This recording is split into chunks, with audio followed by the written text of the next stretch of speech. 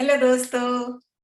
एक गृहस्थ के घर में भगवान की कृपा से धन संपत्ति बाल बच्चों की कोई कमी नहीं थी।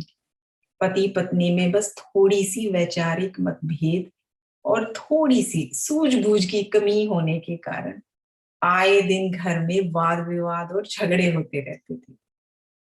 और ये वाद विवाद कभी कभी मार पिटाई का रूप भी ले लेता था। एक बार उसी गांव में एक महात्मा जी प्रवचन करने आए। धार्मिक प्रवृत्ति होने के कारण पति पत्नी धार्मिक कार्यों में बढ़ चढ़कर हिस्सा लेते थे और प्रतिदिन प्रवचन सुनने आते थे।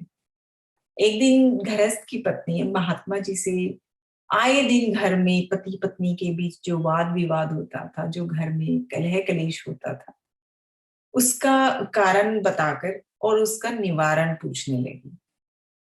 उस औरत की बात सुनकर महात्मा जी पहले तो थोड़ा सा हंसे और फिर बोले कि इस समस्या का समाधान मेरे पास है, इसकी अचूक दवाई मेरे पास है। महात्मा जी जल जैसी दवा उस औरत को देकर कहने लगे कि पति पत्नी के बीच जब भी झगड़ा हो तो इस दवा को मात्र 2-4 मिनट के लिए मुंह में भरकर पति के सामने बैठ जाना। इससे तुम्हारे पति का सारा गुस्सा शांत हो जाएगा। पति पत्नी के बीच वाद विवाद और ग्रह क्लेश शुरू हुआ तो पत्नी महात्मा जी के कहे अनुसार उस दवाई को मुंह में भरकर पति के सामने बैठ गई। चमत्कार हो गया, पति बिल्कुल शांत रहा।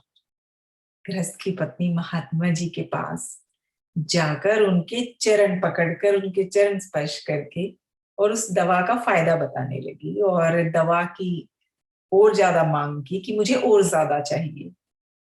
महात्मा जी फिर से मुस्कुराए और बोले कि जिसको तुम दवा समझ रही हो वो केवल सिंपल सादा वाटर है, सादा जल है।